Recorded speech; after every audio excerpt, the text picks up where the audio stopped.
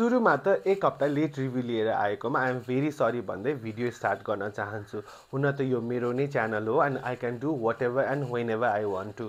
तर मलाई दीपक रुनियाको पूजा सर राजागञ्जको रिभ्यू गर्नुभन्दा अगाडि I wanted this movie to sit with me. सिधै मुभी हेरेर आएर रिभ्यू गर्नुभन्दा मलाई एकछिन मजाले अनबायस्ड रिभ्यू लेख्ने थियो, त्यसैले भिडियो अन्तिमसम्म हेर्नुहोला। Hey everyone, I am Nirmal Shrestha and welcome to my channel Hami Entertainment. Here we talk about Nepali movies and review them.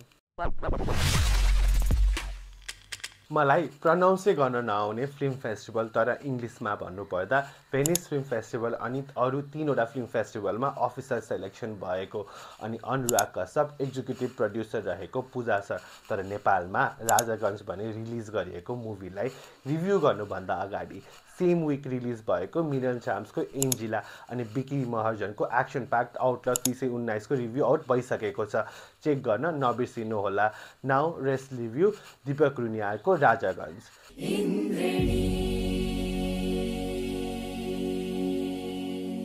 Deepak रुनियाको डिरेक्सन अनि उनैकै आफ्नै श्रीमती आशा मगर्ती अनि डेभिड ब्रेकरको स्टोरीमा बनेको राजागञ्जको स्टार्ट मधेसी आन्दोलन 2015 को बीचमा राजागञ्ज सहरको हो अनि एक दिन यही आन्दोलनको बीचमा सभासद प्रवीण यादवको छोरा आलोक यादवको अपहरण हुन्छ।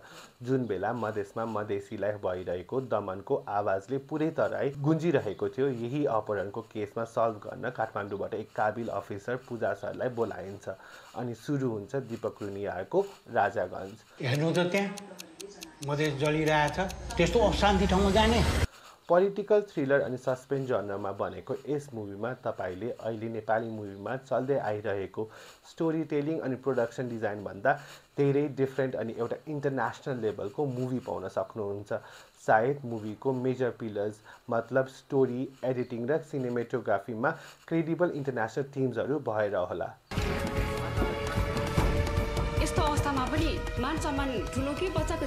नेपाली पुलिस प्रशासनलाई एउटा राम्रो वेमा रिप्रेजेन्ट गर्ने दीपक रुनियाको राजागञ्जमा नेपाली पुलिस प्रशासनको हार्डसिप अनि डेडिकेसनलाई नजिकबाट हेर्ने मौका दिन्छ। मुभीमा ब्लर गरे पनि ट्रेलरमा राम्ररी नोटिस गर्न सकिने नेपालको प्रधानमन्त्रीको भाषणलाई पनि स्टोरीकुल प्लटसँग मिलाइएको छ। स्टोरी हेर्दै जाँदा मजाले ध्यान दिनुहोला, धेरै नै पोलिटिकल एन्ड सोसल स्टेटमेन्टहरू प्रेजेन्ट गरिएको छ।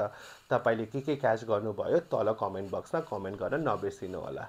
भनेपछि प्रधानमन्त्रीज्यू पनि अनुसन्धानको घेराभित्र पर्नुभयो त। मधेसको रियल लोकेसनहरूमा सुट भएको सेल्डन चाउको सिनेमेटोग्राफीमा सबै क्यारेक्टर्सहरूलाई नजिकबाट सुट गरिएको छ। युजली स्क्रिनमा एउटा मात्र क्यारेक्टर डिस्प्ले हुन्छ। ब्याकग्राउन्ड स्कोर्स बेला बेला सफोकेटिङ फिल गराउँछ, जसले लिडको सफोकेसनसँग रिलेट गर्न हेल्प पुर्याइरहेको हुन्छ। लाइटिङ पनि राम्रोसँग युज गरिएको देखिन्छ। यो सबै कारणले थ्रिलर मुभीमा चाहिने मुड पुरा सेट पाउन सक्नुहुन्छ। त्यसमा लेखेछ 100 कुहिएको आँप भन्दा एउटा असल आँपको मूल्य बढी हुन्छ।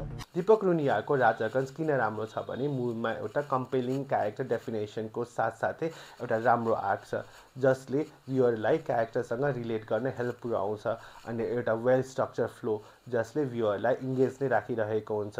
यी सबै कारणले राजागञ्जले भ्युअरहरूलाई मुभीको सुरुदेखि अन्तिमसँग स्क्रिनमै हुक राख्न सफल हुन्छ।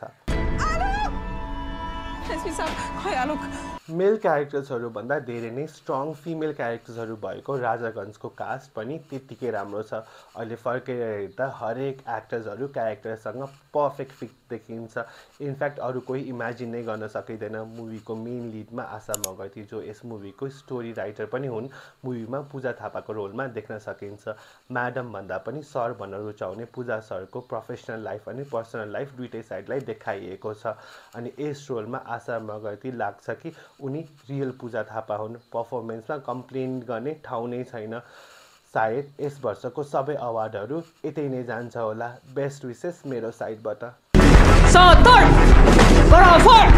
अनि मेरो favourite character, in fact I am in love with this character, inspector Mamata Gupta. एउटा determined and dedicated Madhesi inspector ममताको रोलमा तपाईँले हाम्रो मिस नेपाल वर्ल्ड 2017 निकिता चन्दकलाई देख्न सक्नुहुन्छ अनि निकिता ममताको रोलमा आहा नै छिन्। सिम्प्लिस्टिक तर रियलिस्टिक एक्टिङमा ममता एउटा समाजले विक बनाएको तर आफूमा डिटर्मिनेसन एन्ड डेडिकेसन भएको पुलिस अफिसरको पर्फर्मेन्समा बब्बाल नै छिन्। निकिताले भर्खरै सञ्जय लीला बन्सालीको मुभीमा कास्ट हुँदै छिन् रे। She is definitely someone Nepali movie should watch on. नेपालमा इन्सपेक्टर ममता गुप्ता मुभीको अर्को राम्रो पार्ट दीपक रुनियाको मुभीमा दायाङलाई देख्न सक्नुहुन्छ एसपी मदनको रोलमा। अनि यस मुभीमा दायाङलाई आफ्नो टाइपकास्टभन्दा फरक तरिकाले प्रेजेन्ट गरिएको छ। विजय बराल नै छन् हेड कन्स्टेबल अमरको रोलमा। मुभीमा दायाङ राईको पर्फर्मेन्स पेजवर्दी छ भने विजय बरालको पर्फर्मेन्समा चाहिँ कमी देखिन्छ। यस ट्यालेन्टको हुल मुभीमा अलिक हराएको देखिन्छ। रिचा शर्मा पनि हेड मिस्ट्रेस अनि सभासदको श्रीमतीको रोलमा देख्न सक्नुहुन्छ। एउटा नेगेटिभ रोलमा चाहिने नुवान्सेसहरू पनि तपाईँले रिचाको पर्फर्मेन्समा देख्न सक्नुहुन्छ। पर्फर्मेन्स अप्रिसिएबल नै छ। तर अब के अर्को नेसनल अवार्ड आउला त खै के थाहा छ तपाईलाई बच्चाको बारेमा? बच्चा जिउँदो चाहिन्छ कि मरेको चाहिन्छ? अर्को स्ट्रङ पर्फर्मेन्स आरती मण्डललाई देख्न सक्नुहुन्छ सरस्वतीको रोलमा। रियल लाइफमा आरतीले मुभीमा धेरै नै राम्रो पर्फर्मेन्स दिएकै छिन्। एउटा पुरा रिडेम्सनको आर्क भएको यस क्यारेक्टरले मन छुन्छ। कमजोर मुटु हुनेहरूलाई रुवाउन पनि सक्छ। यस्तै सपोर्टिङ कास्टमा गौमाया, रमा अनि पूजा सरको लभ इन्ट्रेस्टको रोलमा देख्न सक्नुहुन्छ।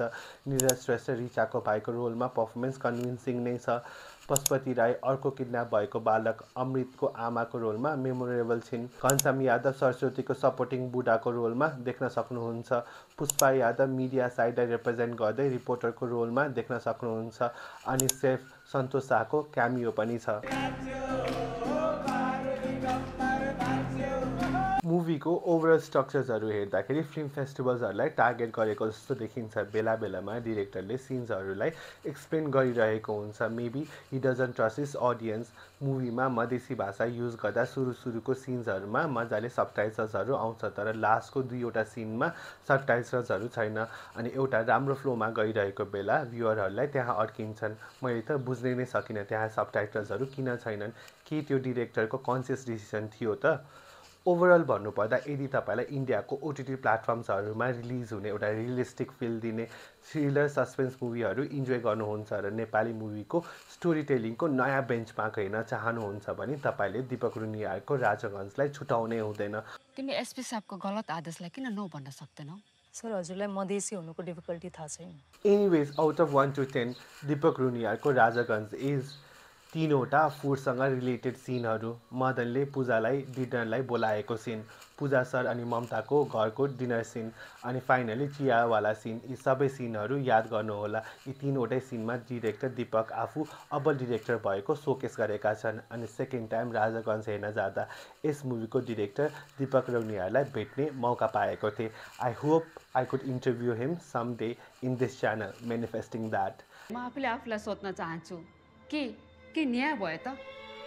फाइनली भिडियो अन्तिमतिर आएको छ। बोल्न त म अझै 1 घन्टा नै बोल्न सक्छु। मुभीले धेरै नै टपिकहरू उठाएका छन्, तर त्यो अब अरू कुनै दिन अरू कुनै सिचुएसनमा। अहिलेलाई I'm planning to get 150 followers, so don't forget to subscribe this channel हामी इन्टरटेनमेन्ट। मैले मेरो फेसबुक र इन्स्टाग्राम पनि तल डिस्क्रिप्सनमा राखिदिएको छु।